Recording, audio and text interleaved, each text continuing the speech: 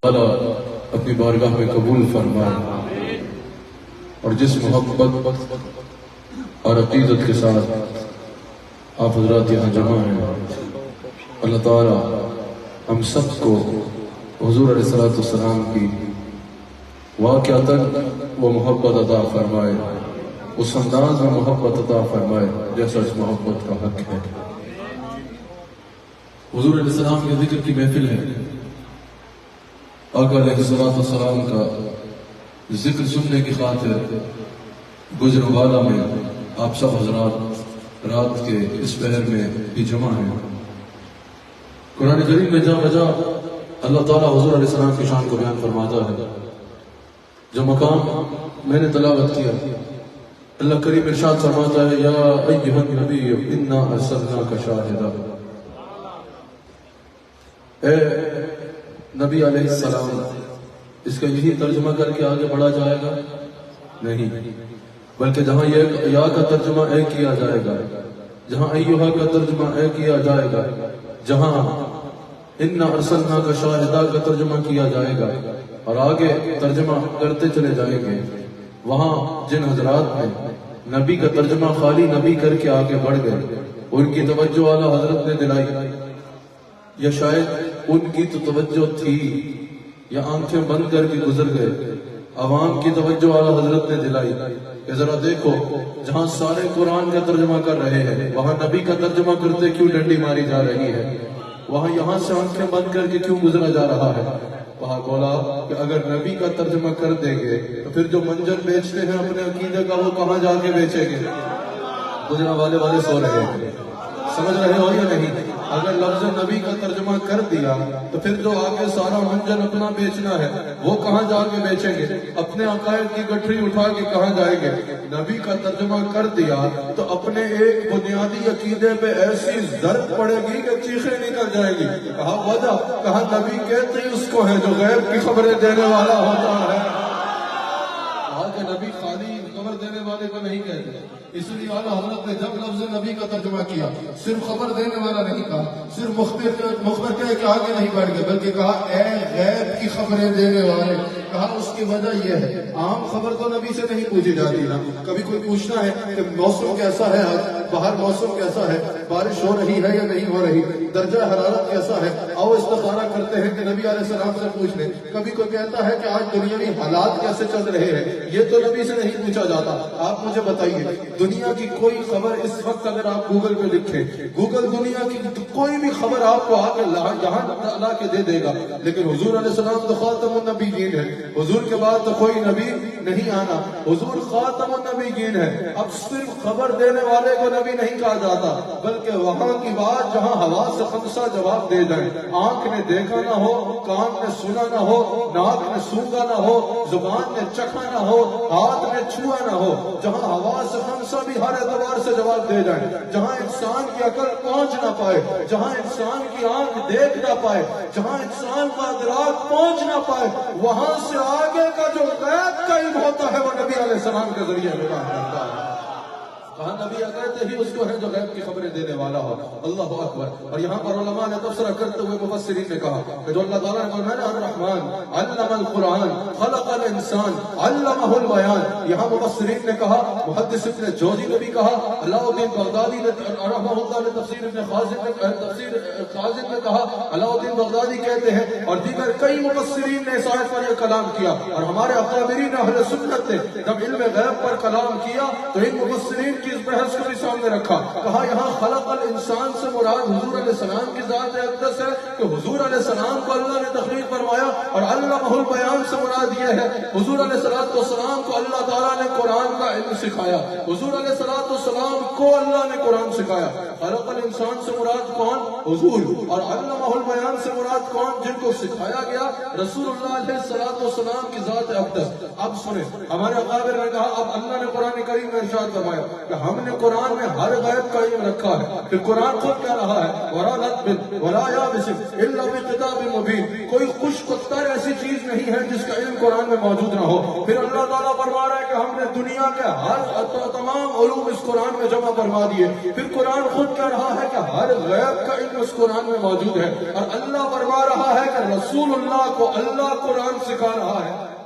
تو پتہ چلا کہ تمام امور غیب، یہاں محدث ابن جوزی نے بھی کہا، علاء الدین بغدادی نے بھی کہا، دیگر مفسرین نے بھی کہا، یہاں علمہ البیان سے پتہ چل رہا ہے کہ تمام خفیہ امور، تمام غیب، تمام وہ علوم جو کسی کو نہیں پتا، وہ سارے علوم اللہ حضور کو سکھا چکا ہے۔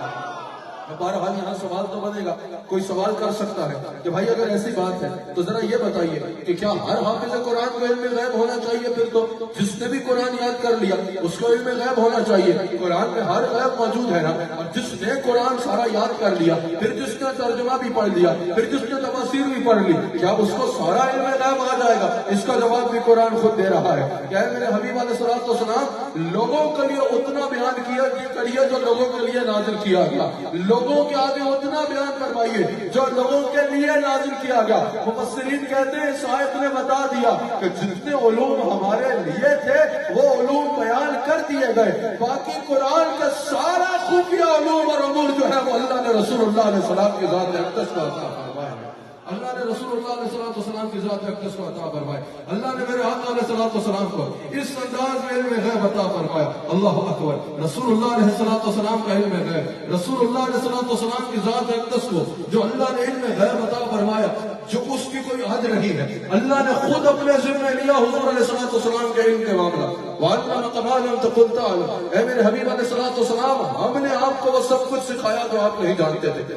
یہاں ایک حضور علیہ السلام کے القاب میں جو قرآن میں جن حضور کے القاب کا ذکر ہے ان میں سے ایک لقب امی بھی ہے۔ اللہ نے حضور علیہ السلام کو یہ شان عطا فرمائی کہ حضور امی ہے۔ اب بعض لوگ امی کا یہ ترجمہ کرتے ہیں کہ پڑھنا لکھنا نہیں جانتے تھے، پڑھنا لکھنا نہیں آتا تھا، اس لیے امی کہہ دیا۔ اور بھائی مجھے خود بتاؤ، امی کا جہاں معنی یہ ہے، اللہ نے قرآن میں نہیں فرمایا کہ ہم نے امیوں کے پاس اپنا رسول بھیجا تاکہ وہ انہیں کتاب و حکمت کا علم سکھائے؟ اس نے بتا دیا کہ امی کا دو معنی ہوگے۔ اگر امی کا صرف یہ معنی لیا جائے کہ پڑھنا لکھنا نہیں جانتے، تو کیا یہ فرمایا جا رہا ہے ہم نے ان کو پڑھنے لکھنے کا علم سکھانے کے لیے جن کو پڑھنا لکھنا نہیں آتا تھا ان کے پاس ان کو بھیج دیا جن کو معاذ اللہ خود پڑھنا لکھنا نہیں آتا؟ نہیں، اس سے پتہ چل رہا ہے کہ یہاں دو معنی لیا جائیں گے۔ جب تمہارے اور میرے لیے امی کا لفظ اگر استعمال ہو تو اس کا یہ معنی ہو سکتا ہے جس کو پڑھنا لکھنا نہ آتا ہو۔ آؤ آپ دیکھتے ہیں اگر مصطفیٰ کے لیے یہ معنی ہوگا تو مصطفیٰ کے لیے یہ لفظ ہوگا تو اس کا معنی کیا ہوگا؟ اور بھائی آگے قرآن کریم میں تو جو حضور کا علم ہے وہ میں بیان کرتا ہوں، حدیث میں تو جو حضور کے علم کا ذکر ہے وہ میں بیان کرتا ہوں۔ دنیا کو جا کے دیکھ لو، آج میڈیکل سائنس والے سڑ پکڑ کے حیران بیٹھے ہیں کہ جو انوینشن ہم آج کر رہے ہیں، جو انوینشن ہم آج کر رہے ہیں، 1450 سال پہلے بغیر کسی ٹیکنالوجی کے مصطفیٰ علیہ السلام نے یہ سب کیسے بتا دیا؟ جب ڈاکٹر کیتھ مور جس نے یہ سارا انسان کی تخلیق کا پروسیس کیا ہوتا ہے، کس طرح ماں کے پیٹ میں انسان کی تخلیق ہوتی ہے، جب جدید ٹیکنالوجی کے ساتھ اس نے یہ سارا علم پیش کیا نا، کسی نے اس کے آگے حضور علیہ السلام کے ارشادات رکھے جو حضور نے خود فرمایا یا جو حضور نے بازبان قرآن ارشاد فرمایا۔ جب ڈاکٹر کیتھ مور نے وہ پڑھا وہ حیران ہو کے بیٹھ گیا۔ اس نے کہا اگر مجھ سے پہلے انہوں نے یہ تحقیق پیش کی ہے، اس کا مطلب ان کے پاس میرے سے بھی زیادہ جدید ٹیکنالوجی والی مشینیں ہیں، ان کے پاس ایسی مائکروسکوپ ہے جو آج تک دنیا میں کسی اور کے پاس نہیں ہے۔ یقیناً یہ مجھ سے بھی بڑے کسی ایسی یونیورسٹی میں تحقیق ہوئی ہے، مجھ سے بھی بڑے کسی ایسے ادارے میں تحقیق ہوئی ہے جہاں اس سے بھی زیادہ ٹیکنالوجی کی مشینیں تیار کی گئی۔ جب لوگوں نے بتایا یہ کسی ٹیکنالوجی کے ذریعے نہیں بتایا گیا، یہ 1450 سال پہلے ایک ذات نے بتایا جو اللہ کے نبی تھے، لوگ ان کو اللہ کا نبی مانتے ہیں۔ ڈاکٹر کیتھ مور نے کہا مجھے اس کی نبوت کے لیے کسی اور دلیل کی ضرورت نہیں ہے، یہ تحقیق بغیر کسی ٹیکنالوجی کے اگر 1450 سال پہلے کوئی بتا رہی ہے تو یہ بات واضح ہو رہی ہے اس کا علم عام علم نہیں، اس کا علم نبوت ہو سکتا ایسی تو نہیں۔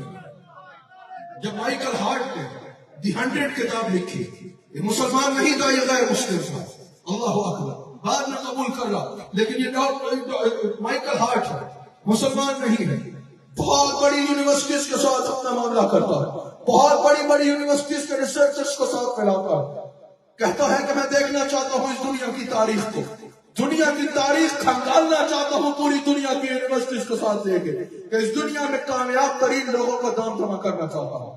دنیا بھر کی بڑی یونیورسٹیز کو اکٹھا کیا، بڑے ریسرچرز کو اکٹھا کیا، بڑی بڑی یونیورسٹی سے ریسرچرز کو اٹھایا، 100 لوگوں کو نکالا جن کا دنیا میں بہت زیادہ شعرا ہے۔ ان 100 لوگوں میں سے کامیاب لوگوں میں سے نام کھنگالتا گیا، 90 پہ آیا، مزید کھنگالا، 80 پہ آیا، مزید کھنگالتا گیا۔ یہ ایک اکیلا فرد واحد نہیں ہے، دنیا بھر کی یونیورسٹی سے ریسرچر لیے، دنیا بھر کی ہسٹری کو پڑھنے کے بعد یہ ریسرچر کھنگالتا جا رہا ہے۔ 80 پہ آیا، 20 پہ آیا، 10 پہ آیا، 5 پہ آیا، آخر مائیکل ہارٹ مسلمان نہیں ہے لیکن دنیا بھر کی یونیورسٹیز کے ریسرچرز کی ریسرچ کے ساتھ یہ کہنے پہ مجبور ہوتا ہے ہم نبی مانے نہ مانے یہ ضرور مانتے ہیں اس دھرتی میں سب سے کامیاب شخص کا نام محمد رسول اللہ صلی اللہ علیہ وسلم۔ ہم دنیا بھر میں جاتے ہیں، الحمدللہ دنیا بھر میں حضور علیہ السلام کے ذکر کے لیے اور تبلیغ دین کی خاطر سفر کرتے ہیں۔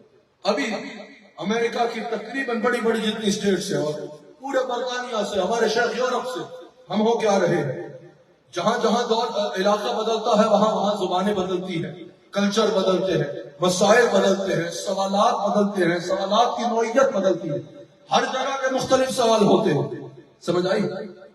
جس اعتبار سے بھی کسی واک آف لائف کا بندہ سوال کرے، بڑے غور سے آپ نے میری باتوں کو سننا ہے۔ آپ کی توجہ ہے یا نیند آ رہی ہے؟ کون کون توجہ سے سن رہا ہے ہاتھ اٹھا کے بتا۔ ہم اسلامی نظریاتی کونسل میں بھی ہیں، ہم اسلامی نظریاتی کونسل میں وہ بنیادی مسائل جو روزمرہ کے مسائل ہوتے ہیں وہ نہیں آتے، وہ مسائل جو بالکل جدید مسائل ہوتے ہیں جدید دور کے مطابق وہ مسائل آتے ہیں۔ اسفار کے دوران ہو یا اسلامی نظریاتی کونسل کی مثال اس لیے دے رہا ہوں کہ یہاں آتے ہی جدید مسائل ہیں، یا کوئی بھی مسئلہ ہو، جب بھی کوئی مسئلہ آتا ہے نا بعض اوقات ایسا ہوتا ہے ہم حیران ہو جاتے ہیں، یار اس مسئلے پر کسی نے بحث کیا ہوگا، وہ دیکھنا ہوگا، یا اس مسئلے کا حل کیسے نکالنا ہوگا، قریب کا مسئلہ دیکھ کے نکالنا ہوگا، بڑا تلاش کرنا ہوگا۔ یہ تو آج کے دور کا مسئلہ ہے۔ گزرے والوں یہ بھی بات ہمارے نبی کے زندہ معجزوں میں سے، زندہ معجزات میں سے ایک معجزہ ہے۔ ہم حیران ہوتے ہیں اس کا جواب کیسے ملے گا، لیکن جب حضور کی حدیث پڑھنا شروع ہوتے ہیں نا حیرت تو پڑ جاتی ہے، لیکن اور مالوں میں ہم سر پکڑ کے بیٹھ جاتے ہیں، یار یہ آج کا مسئلہ ہے، آج سے پہلے یہ مسئلہ پیش نہیں آیا، لیکن 1450 سال پہلے مصطفیٰ اس مسئلے کو ایسے ایڈریس کر رہے ہیں جیسے یار یہ مسئلہ اس دور میں آیا تھا، یا حضور اس دور کو دیکھ دیکھ کے حل بیان کرتے جا رہے ہیں۔ کووڈ آیا، پہلے دنیا حیران ہو گئی اس سے نپٹیں گے کیسے۔ WHO کے ریسرچرز بیٹھے، انہوں نے ریسرچرز کو بلایا، میڈیکل سائنس والوں کو بلایا، تحقیق کر کے کہا بھی کووڈ سے بچنے کے لیے امیونٹی اسٹرانگ کرنی ہوگی، کووڈ سے بچنے کے لیے سوشل ڈسٹینس رکھنا ہوگا، کووڈ سے بچنے کے لیے لاک ڈاؤن کرنا پڑے گا، کووڈ سے بچنے کے لیے جو ہے وہ کوارنٹائن کرنا ہوگا جس کو کووڈ ہو گیا۔ میں نے کہا تمہیں آج کے دور کا یہ مسئلہ نظر آ رہا ہے، کتاب الطاعون پڑھو، بخاری اور مسلم میں وہ حدیث موجود ہے۔ جب طاعون کا وائرس آیا اس وقت کوئی WHO کے ریسرچرز بیٹھے تھے، اس وقت کوئی محققین بیٹھے تھے، لوگ مرتے چلے جا رہے تھے۔ میرے نبی نے فرمایا جس کو طاعون ہوتا ہے وہ 2 نیزوں کا فاصلہ رکھے، یہ 6 فٹ کہتے ہیں نا، 2 نیزوں کا فاصلہ 6 فٹ کا ڈسٹینس بنتا ہے۔ حضور نے فرمایا جس کو طاعون ہو جائے وہ اپنے آپ کو کوارنٹائن کر لے، جب تک بیماری ٹھیک نہ ہو جائے کسی سے ملے نہیں۔ حضور نے فرمایا لاک ڈاؤن کر دینا، اگر طاعون آ جائے اس شہر سے باہر کوئی نہ جائے اور باہر والا اس شہر کے اندر نہ آئے، اور تم کہتے ہو امیونٹی کا ہم بتا رہے ہیں۔ حضور نے فرمایا قوت مضاعفت جو ہے امیونٹی کو اسٹرانگ کرو، یہ طاعون سے نمٹنے کے لیے بہتر ہوگا۔ تم جس چیز کو آج ریسرچ کر کے بڑے محقق والے پھر رہے ہو، میرے مصطفیٰ کو دیکھو نا، سب کچھ 1450 سال پہلے بیان کر چکے ہیں۔ میرے نبی علیہ الصلوۃ والسلام کے پاس صحابی آئے، یا رسول اللہ صلی اللہ علیہ وآلہ وسلم کون سی ایسی چیز ہے جس سے بیٹا ہوتا ہے یا بیٹی ہوتی ہے؟ حضور علیہ السلام نے یہ نہیں فرمایا کہ میں وحی کا انتظار کرتا ہوں پھر بتاؤں گا، حضور نے یہ نہیں فرمایا کہ میں ریسرچ کر کے بتاؤں گا. حضور نے یہ نہیں فرمایا میں طبیبوں سے مشورہ کرتا ہوں، میٹنگ بلاتا ہوں، پھر نتیجہ نکال کے بتاؤں گا. حضور نے فوراً فرمایا، حضور نے فرمایا مرد کا پانی غالب آ جائے تو بیٹا، عورت کا پانی غالب آ جائے تو بیٹی. 1856 میں سائنس بیان کر رہی ہے انسان کے خلیے میں کلوروسوم ہوتے ہیں، مرد کے زیادہ ہوتا ہے تو بیٹا ہوتا ہے، وہی عورت کا زیادہ ہو تو بیٹی ہوتی ہے.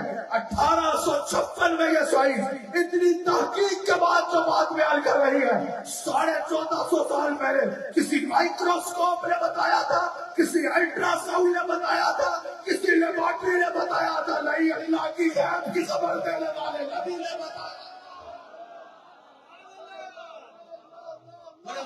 میری شکل بڑی ہو سکتی ہے، گھر بڑی اچھی ہے. رسول اللہ کا ذکر سنا کرو نا تو ہمارا یہ قاعدہ ہے.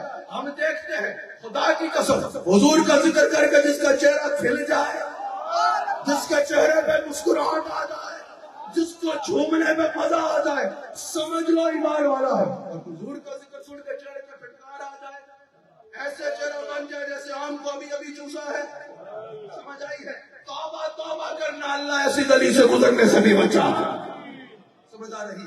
اللہ کیا نبی ہے یار، کیسا نبی ہے ہمارا، ایسے آقاؤں کا بندہ ہو رضا.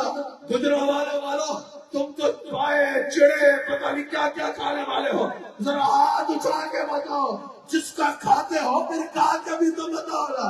ایسے آقاؤں کا بندہ ہو رضا، بول والے میری سرکار.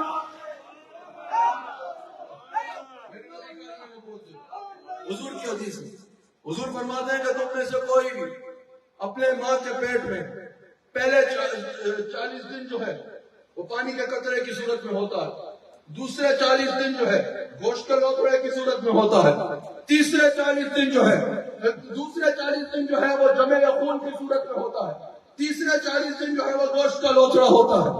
پھر اللہ کے حکم سے ایک فرشتہ آتا ہے جو اس میں روح پھونک دیتا ہے.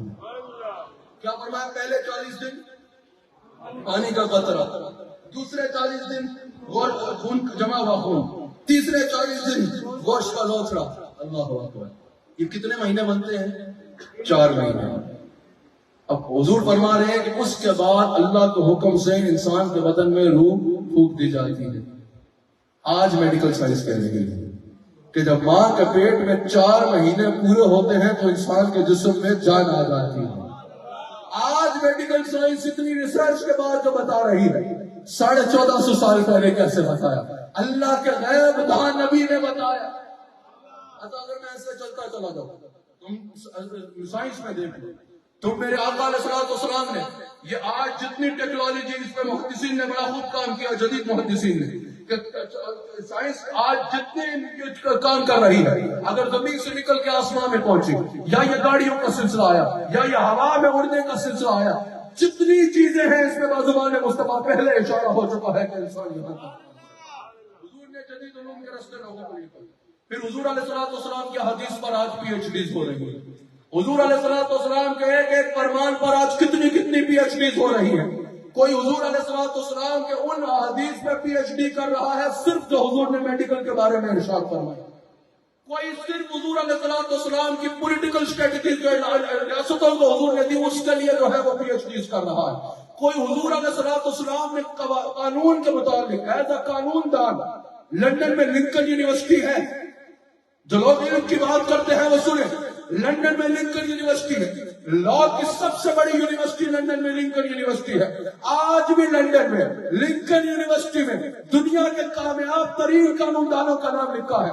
کل میں پاکستان کے سپریم کورٹ کے ایک قابل عزت جج کے ساتھ بیٹھا ہوا تھا، وہ بھی مجھے یہ بتا رہے تھے کہ انہوں نے دیکھ رکھا ہے، اللہ ان کو بھی برکت دے، قانون دانوں کا نام لکھا ہوا ہے اور اس کے اوپر لکھا ہوا ہے لنکن یونیورسٹی. یہ کسی مولانا صاحب نے نہیں لکھا، کسی مفتی صاحب نے نہیں لکھا، لا کی سب سے بڑی یونیورسٹی نے اپنی پوری تحقیق کے بعد یہ لکھا ہے. آج بھی لنکن یونیورسٹی لندن میں دنیا کے کامیاب تاریخ قانون دانوں کے نام کی فہرست ہے. اور آج بھی مسلمانوں کے مدرسے میں نہیں، لنکن یونیورسٹی لندن میں لکھا ہے کہ اس روح زمین میں جتنے قانون دان گزرے ہیں سب سے کامیاب قانون دان محمد رسول اللہ.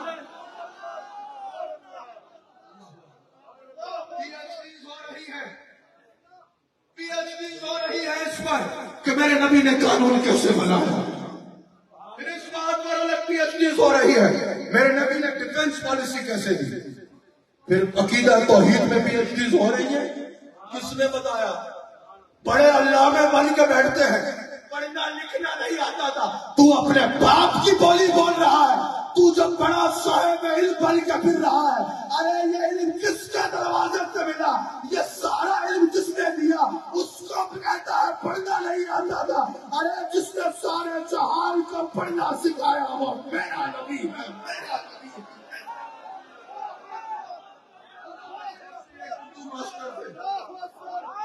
ایسے ہی اردو ماسٹر بیان کر رہے تھے نبی کو علم غیب نہیں. کہاں سے آ رہا ہے بھائی؟ کیسے نہیں؟ کہا بخاری میں حدیث فرشتے لے کے جا رہے ہوں گے ایک بندے کو، حضور روکیں گے، فرشتے بتائیں گے یا رسول اللہ یہ فلاں گناہ کرتا تھا. غور سے سنیے گا، یہ فلاں گناہ کرتا تھا. حضور فرمائیں گے اچھا. کہا اس حدیث سے آپ کیا سمجھے؟ کہا ہم اس حدیث سے یہ سمجھے ہیں کہ اگر علم غیب ہوتا تو روکتے ہی نہیں. سمجھ آ رہی ہے؟ سنا کہ یہ کرتا تھا، جانے دیا. اگر پہلے علم غیب ہوتا تو روکتے ہی نہیں. میں نے کہا بڑا پوائنٹ نکالا ہے، بڑی تحقیق ہے ماشاءاللہ، بڑا پوائنٹ نکالا. اگر علم غیب ہوتا تو روکتا ہی نہیں. بعد میں پتا چلا تو جانے دیا، اس کا مطلب علم غیب نہیں تھا. میں نے کہا یہ بتاؤ کیا یہ واقعہ ہو گیا ہے؟ کہا نہیں یہ تو قیامت کے دن ہوگا. میں نے کہا آپ کے دادا ابو نے بتایا؟ کہا نہیں رسول اللہ نے بتایا. میں نے کہا تیری طرح کی عقل نہ ماری جائے کسی کی. تجھے یہ تو نظر آ رہا ہے فرشتے بتائیں گے، حضور سنیں گے، پھر کہیں گے لے جاؤ. یہ نظر نہیں آ رہا 1450 سال پہلے یہ سارا واقعہ بتایا کس نے؟ یہ سارا واقعہ تو ثابت کر رہا ہے کہ تمام قیامت سے پہلے کے علوم قیامت میں جو ہونا ہے وہ علوم، قیامت کے بعد جو ہونا ہے وہ علوم. جس ایک ذات کو اللہ نے دیے ہیں وہ میرا نبی، میرا نبی، میرا. یہ میں نے بتایا اس پر بھی پی ایچ ڈیز ہو رہی ہے. پھر اس پر پی ایچ ڈیز ہو رہی ہے کہ حضور نے فقہ کے متعلق کیا فرمایا، حضور نے قرآن کے متعلق تفسیر حضور کی زبان اقدس سے جو ادا ہوئی وہ کیا ہے. حضور علیہ الصلوۃ والسلام چلتے کیسے تھے، اٹھتے کیسے تھے، بیٹھتے کیسے تھے، دکھتے کیسے تھے، کھاتے کیسے تھے، پیتے کیسے تھے. اس پہ پی ایچ ڈیز ہو رہی ہے یا نہیں ہو رہی؟ اتنا علم، یہ تو میں نے جھلک بیان کی ہے. اس جیسے ہزاروں علوم پہ جس ایک ذات پہ پی ایچ ڈیز ہو رہی ہے. ہمارے شہر کے پاس کوئی ڈاکٹر آئے، یہ کیا کہتے ہیں کس کو پڑھو؟ رسول اللہ. کوئی سائنٹسٹ آئے رسول اللہ کو پڑھو. کوئی جاب کرنے والا آئے رسول اللہ کو پڑھو. کوئی تاجر آئے رسول اللہ کو پڑھو. کوئی جو ہے وہ مال کمانا چاہ رہا ہو رسول اللہ کو پڑھو. کوئی مال خرچنا چاہ رہا ہو رسول اللہ کو پڑھو. اچھا باپ بننا چاہ رہا ہو رسول اللہ کو پڑھو. اچھا بیٹا بننا چاہ رہا ہو رسول اللہ کو پڑھو. اچھی بیوی بننی چاہ رہی ہو رسول اللہ کو پڑھو. اچھا شہری بننا چاہ رہے ہو رسول اللہ کو پڑھو. اچھا لیڈر بننا چاہ رہے ہو رسول اللہ کو پڑھو. اچھا جج بننا چاہ رہے ہو رسول اللہ کو پڑھو. اچھا جنرل بننا چاہ رہے ہو رسول اللہ کو پڑھو. اچھا انسان بننا چاہ رہے ہو. مزیدار بات یہ ہے کوئی ڈاکٹر رسول اللہ کو پڑھتا ہے تو اس کو لگتا ہے ساری تعلیمات میرے لیے. کوئی سائنٹسٹ رسول اللہ کو پڑھتا ہے اس کو لگتا ہے ساری تعلیمات میرے لیے ہے. تو ہمیں لگتا ہے سمجھ نہیں آ رہی. میں نے کہا کہ تقریر نہیں کر رہی، سمجھا کے تقریر کر رہی ہے. کوئی جو ہے وہ اگر لائر رسول اللہ کو پڑھ رہا ہوتا ہے تو اس کو لگتا ہے ساری تعلیم میرے لیے. کوئی جج پڑھے اس کو لگتا ہے میرے لیے. کوئی سیاستدان پڑھے اس کو لگتا ہے میرے لیے. کوئی لیڈر پڑھے اس کو لگتا ہے میرے لیے. اللہ کی قسم ڈیفنس پالیسی کوئی جنرل پڑھے اس کو لگتا ہے میرے لیے. کوئی اللہ کے قریب ہونا چاہتا ہے اس کو لگتا ہے ساری تعلیم ہی میرے لیے ہے. کوئی اچھا باپ بننا چاہتا ہے لگتا ہے ساری باتیں میرے لیے ہیں. اتنا علم جس ذات سے پہلا وہ بے پڑا. لیکن اب اس کا انکار بھی نہیں ہو سکتا کیونکہ یہ لقب قرآن میں آیا ہے. اب سمجھنے کی ضرورت ہے. اس کو سمجھانا سمجھ رہا ہو تو اہل سنت کی وادی میں آ جائے، مجدد القسانی کی وادی میں آ جائے. مطلب یہ ہوگا کہ امی اس کو کہتے ہیں جو دنیا میں کسی سے نہ پڑھا ہو. کیا یہ حضور کے پروٹوکول کے مطابق تھا کہ دنیا میں کوئی حضور کا استاد بنتا؟ حضور 40 سال بعد تو نبی نہیں بنے، 40 سال بعد تو اعلان نبوت کیا ہے. نبی تو اس وقت بھی تھے جب آدم کا جسم مٹی اور پانی میں تھا. حضرت عیسیٰ جن کی خبریں دیتے آئے ان کا استاد کوئی اور بنے. حضرت داؤد جن کے نغمے کہتے رہے ان کا استاد کوئی اور بنے. حضرت موسیٰ کہتے یا اللہ مجھے ان کا امتی بنا دے, ان کا استاد کوئی اور بنے. کعبہ میں ابراہیم کعبے کو بنا کے جن کی ولادت کی دعائیں مانگتے رہے ان کا استاد کوئی اور بنے. کشتی نوح کو کنارہ جن کے نام سے ملا ان کا استاد کوئی اور بنے. آدم کی توبہ جن کے وسیلے سے قبول ہوئی ان کا استاد کوئی اور بنے. کیا یہ ان کے پروٹوکول کے مطابق تھا؟ استاد کے لیے ضروری ہے وہ پہلے وہ جانتا ہو جو شاگرد نہیں جانتا. کیا حضور کے پروٹوکول کے مطابق تھا یہ؟ گجرا والے والوں ناراض ہو. کیا حضور کے پروٹوکول کے مطابق تھا یہ؟ تو حضور سے زیادہ کوئی اور جانتا ہو یا کوئی کہے کہ حضور کو میں نے سکھایا؟ نہیں. اسی لیے تو اللہ نے فرمایا ابھی آیت سنو اور پھر امی کا مطلب سمجھ آئے گا. وَعَلَّمَكَ مَا لَمْ تَكُنْ تَعْلَمْ. حبیب جو نہیں جانتے تھے نا کسی اور نے گویا کہ نہیں سکھایا, میں نے سکھایا. وَعَلَّمَكَ مَا لَمْ تَكُنْ تَعْلَمْ. حبیب جو آپ نہیں جانتے تھے وہ میں نے سکھایا. اللہ نے یہ نہیں فرمایا کہ فقہ سکھائی, قرآن سکھایا یا دین سکھایا. کہا جو نہیں جانتے تھے وہ میں نے سکھایا. تو پوچھتے تھے پڑھنا جانتے تھے اللہ نے سکھایا, لکھنا جانتے تھے اللہ نے سکھایا, ٹیکنالوجی کو جانتے تھے اللہ نے سکھایا, میڈیکل کو جانتے تھے اللہ نے سکھایا, آنے والا جانتے تھے اللہ نے سکھایا, گزرا ہوا جانتے تھے اللہ نے سکھایا, جدید علوم جانتے تھے اللہ نے سکھایا. بھائی سب کچھ اللہ نے سکھا دیا. اتنی دکان اوپی ہے اب اس کو دنیا میں کسی سے پڑھنے کی ضرورت نہیں. یہ ایسا اوپی ہے جو دنیا میں کسی سے نہیں پڑھایا, سب کچھ اللہ نے پڑھا کے بھیجا.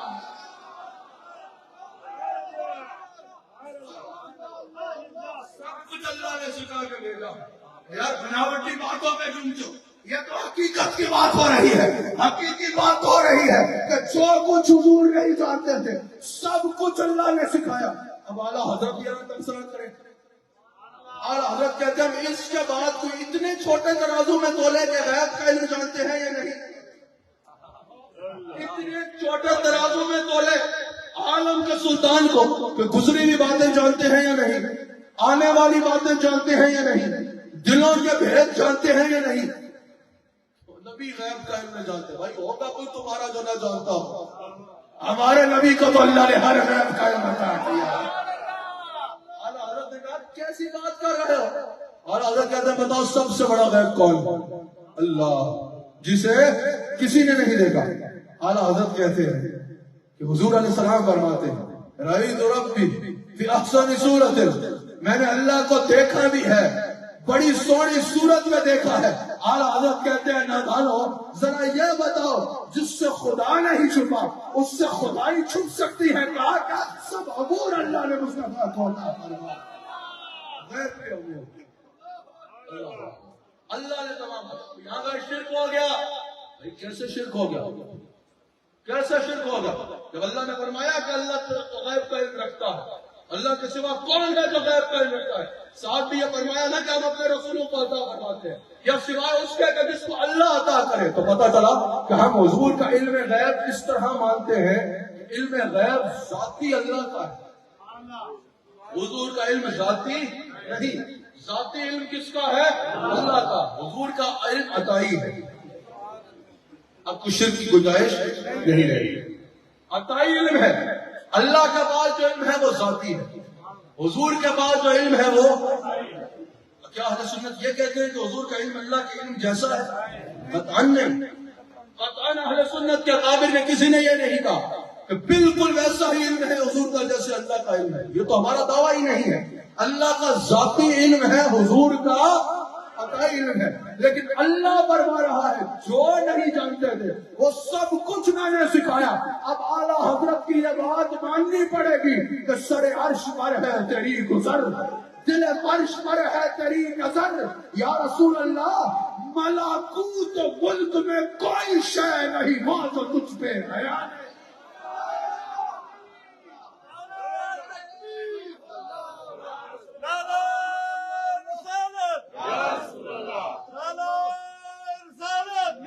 بس میں بات کو سمیٹ رہا ہوں. اگر ہمارے سنی نہ بعض اوقات یار زیادتی کر جاتے ہو. میں کیا کہتے بھئی علم غیب کو نہ ماننے والے کل کی پیداوار ہیں. ایسے کسی کا دل نہیں دکھاتے. کل کی پیداوار نہیں ہے, ان کی تاریخ بھی بڑی پرانی ہے. نہیں سمجھ رہے کیوں دل دکھاتے ہو کسی کا؟ تم تو کل آئے گا نا, کل کے نہیں ہے. جب سے یہ عقیدہ ہے تب سے وہ عقیدہ ہے. ہم کس کے عقیدے پہ چلنے والے ہیں؟ صدیق اکبر کے, فاروق اعظم کے. سیدنا فاروق اعظم کہتے ہیں بخاری میں موجود ہے. سیدنا فاروق اعظم فرماتے ہیں, یہ ان کا فرمان بخاری میں موجود ہے. ایک دفعہ رسول اللہ علیہ السلام صبح تشریف لائے, حضور نے خطبہ شروع فرمایا. کیا مقدر تھا صحابہ کا. حضور کا بیان بھی سن رہے ہیں, حضور کی آواز بھی سن رہے ہیں, حضور کا چہرہ بھی تکتے چلے جا رہے ہیں. فاروق اعظم کہتے ہیں حضور نے خطبہ شروع کیا, ظہر کا وقفہ کیا, پھر خطبہ جاری رکھا, عصر کا وقفہ کیا, پھر خطبہ جاری رکھا, یہاں تک کہ شام تک حضور بیان فرماتے رہے. بخاری میں موجود ہے. فاروق اعظم کہتے ہیں حضور نے تب سے شروع کیا جب آدم کا جسم مٹی اور پانی میں تھا, اور تب تک بیان کیا کہ جنت والے جنت میں چلے گئے, دوزخ والے دوزخ میں چلے گئے. فاروق اعظم کہتے ہیں حضور نے گزرا بھی اور آنے والا بھی ہر غیب بیان کر دیا. ہم میں سے خوش قسمت ہے وہ جس کو اس میں سے کچھ یاد رہ گیا. تو علم غیب کس کا عقیدہ؟ فاروق اعظم کا, پھر سیدنا عثمان کا, پھر سیدنا علی رضی اللہ تعالیٰ عنہ کا. جب سے یہ عقیدہ ہے نا تب سے وہ عقیدہ بھی ہے. وہ کیسے؟ حضور نے فرمایا نا سنو نہیں معاشر, سوال کرو جس شے کے بارے میں بھی کرنا چاہتے ہو, میں جواب دوں گا. منافق جو بیٹھے ہوتے تھے نا, جاسوسیاں کرتے تھے, جو صحابہ نے تو ہر بات پہ حضور کو کہا نا صدقت یا رسول اللہ. جو منافق بیٹھے ہوتے تھے انہوں نے باہر نکل کے کہا لو سب کچھ جانتے ہیں, سب کچھ جانتے ہیں تو ہمیں نہیں جانتے. سمجھ لو یا نہیں؟ کہ سب کچھ جانتے ہیں ہمیں نہیں جانتے. کہہ رہے ہیں میں سب کچھ جانتا ہوں, اگر سب کچھ جانتے ہیں تو ہمیں کیوں نہیں جانتے کہ ہم جاسوس ہیں. حضور منبر پہ آتے فرماتے ہیں فلاں بن فلاں منافق ہے, اٹھے نکلے میری مجلس سے. فلاں بن فلاں منافق ہے, اٹھے نکلے میری مجلس سے. میں پردے ڈالنے والا ہوں, اگر تمہیں یہ اچھا نہیں لگتا تو تم کیا ہو, میں تمہارا باپ کو بھی جانتا ہوں. اور گجرا والا والو علم غیب سمجھ میں آیا یا نہیں آیا ہاتھ اٹھاؤ. آپ ایک اور بات سمجھو, جو نبی دشمن کے دل میں چھپے ہوئے بغض کو دیکھ سکتا ہے, کیا وہ گجرا والے والوں کے دلوں کی محبت کو نہیں دیکھ سکتا؟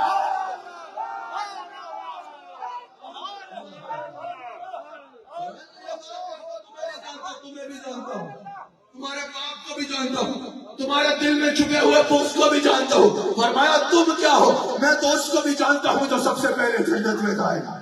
صرف اس کو نہیں بلکہ اس کے باپ کو بھی جانتا ہوں, اس کو بھی جانتا ہوں جو سب سے آخر میں جنت میں جائے گا.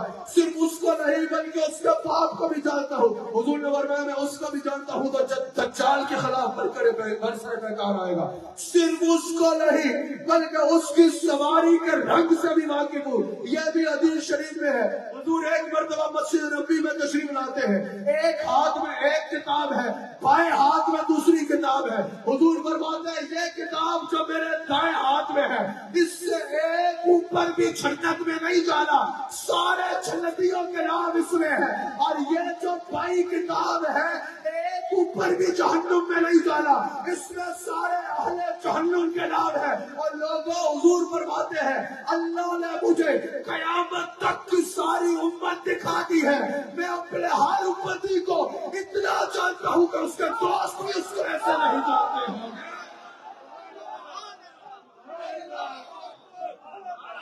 نہیں کہیں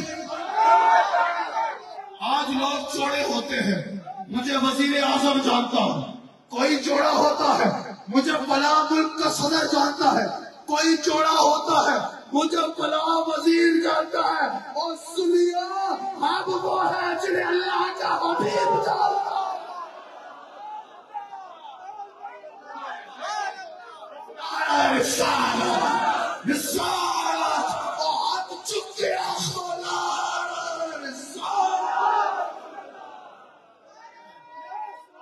ایسے آقا کا بندہ ہوں رضا.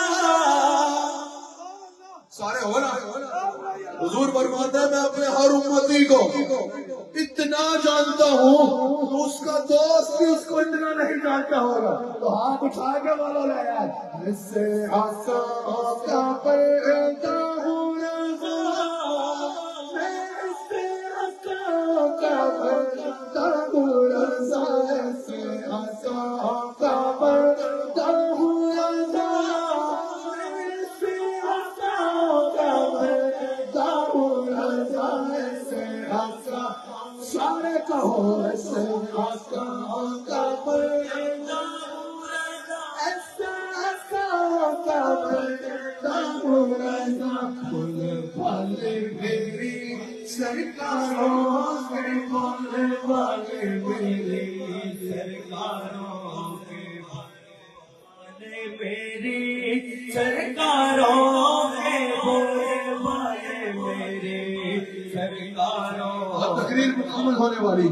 ایک بار یہ بھی کہہ دو جو سنی کہتے ہیں, اس کو عدل و کرم اور ہمت نے نعرہ تحقیق, اس کو عدل و کرم اور ہمت نے, اس کو عدل و کرم اور ہمت میں چارے سو شہرے ہیں, چاروں کے چارے سو شہرے ہیں, چاروں کے ذرے چڑھ کے تیری پیزاروں پہ, یا رسول اللہ ہم جوتیاں جھاڑتے ہیں نا, ذرے زمین پہ گرتے ہیں. اعلیٰ حضرت کہتے ہیں حضور کا لائن جھاڑے ذرے آسمان میں جاتے ہیں, ذرے چڑھ کے آپ کی پیزاروں کے تاج سر پر سے ہے, سیاروں کے تاج سر پر سے ہے, سیاروں کے.